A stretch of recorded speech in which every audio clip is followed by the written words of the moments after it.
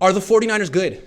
I feel like we ask this question every week, and we have like wildly different takes based on whether they won or not. But now they're 3-3, and they just got beaten by 14 points by not a bad team, but not a good team.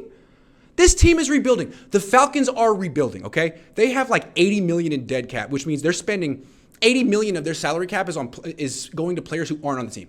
Julio Jones, Matt Ryan. They had to tear it down. It's a 2-year tear down before they can build. They're not even rebuilding yet. They're tearing the team down. The Niners are in year 4 of a Super Bowl window, and they just got smacked by 14 by the Falcons after staying on the East Coast for a week just so they wouldn't be jet lagged. Got smacked.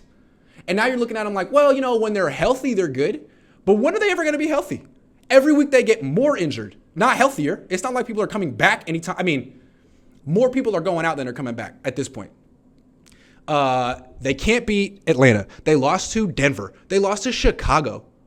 Their wins are over a team that fired their coach and 2 teams in their division. So, no, the Niners are not good. Are they bad? No. Could they still win their division? Yes. And I think that's what that's what has to be their focus at this point, winning the division. Winning every single divisional game. Because as we see, this team could lose to any team in the league. You lose to Atlanta by 14, you lose to Chicago, you could lose to any team in the league. Especially teams that you don't know that well, that aren't in your division. The Niners have to run the table in their division. Does this look like a team with all these injuries and all these problems on offense that's going to finish with more than 9 or 10 wins? I don't see it. I'm thinking 9 or 10 wins if they're lucky, if they play their best and they get healthy. So what they got to do is win all their divisional games. You think they're going to win next week against Kansas City if Charvarius Ward and Nick Bosa don't play? You think they'll win? No Jimmy Ward, maybe no Charvarius Ward, maybe no Nick Bosa. I don't see it. Maybe the Niners will rush some guys back and they'll be healthy enough and they'll pull it off. But 3-3, looking at potentially 3-4. All of a sudden, this season's very serious. And it's just like last season when they started off 3-5. The Niners got lucky. Not lucky, but they figured something out last year. They put Deebo Samuel at running back, and all of a sudden, their season took off. Is that going to happen this year? They haven't really unveiled that offensive wrinkle that's going to make things easy.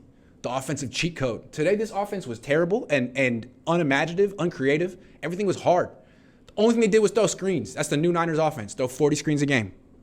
That's not good. So they had a great defense, but right now it's looking like it's going to be a long time before that group is back on the field together again.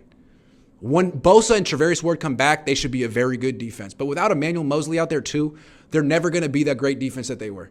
Mosley and Ward together were the key. We saw this team the last few years with one good cornerback. It's not good enough. With 2, all of a sudden this team was it was the best defense I've seen in a long, long time. It was looking like all-time great. And they weren't just getting, they were getting sacks in every way possible. Coverage sacks, rushing 4, blitz. Every single unit made the other unit better because they were elite at all 3 levels. Now, they're elite at no levels. They're a good, solid defense. Not a great defense, and an offense that's, tripping over itself weekly, and a team that's just really beat up. So, frankly, I think if the Chiefs are looking at this game with the Niners, I think they're thinking, great, that's exactly the team I want to face. They just lost to Atlanta. They're really beaten up.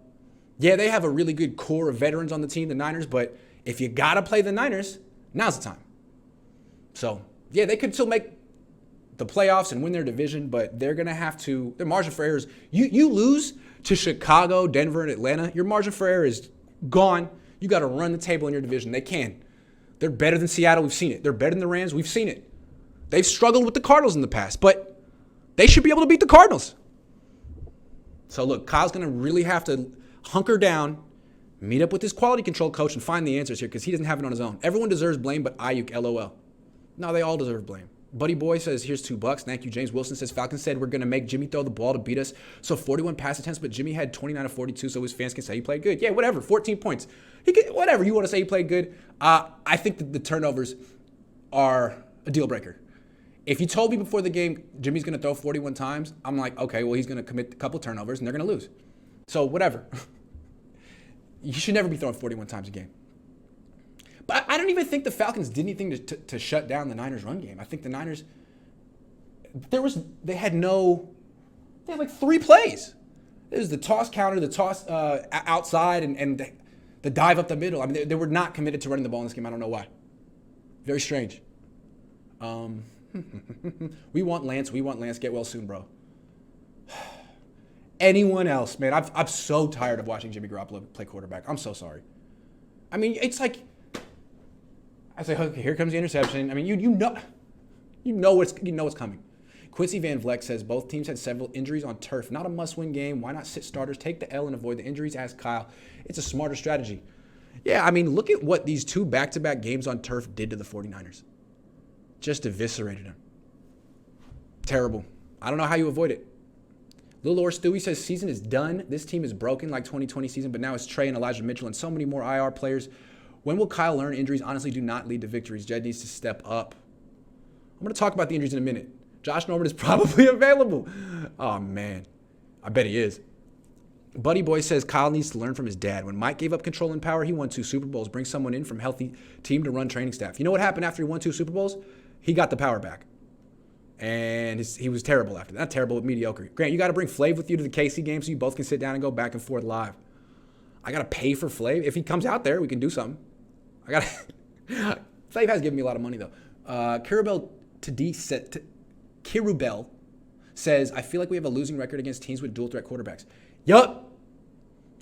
I feel like this wide 9 defense isn't great against dual threat quarterbacks because it's all about just getting into the backfield as quickly as possible. Okay, well, what if the quarterback can move? You know, it seems like it actually makes it easier for him to get outside the pocket.